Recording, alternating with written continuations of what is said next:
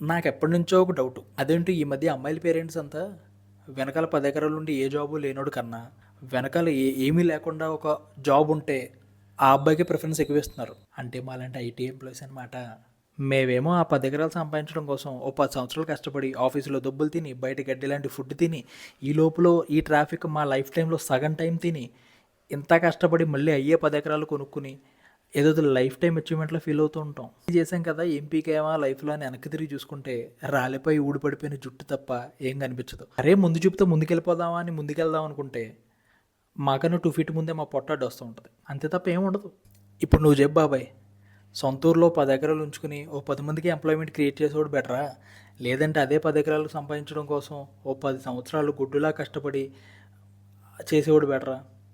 అంటే ఇక్కడ నేను ఎవరిని తక్కువ చేయట్లేదు, ఎవరిని ఎక్కువ చేయట్లా.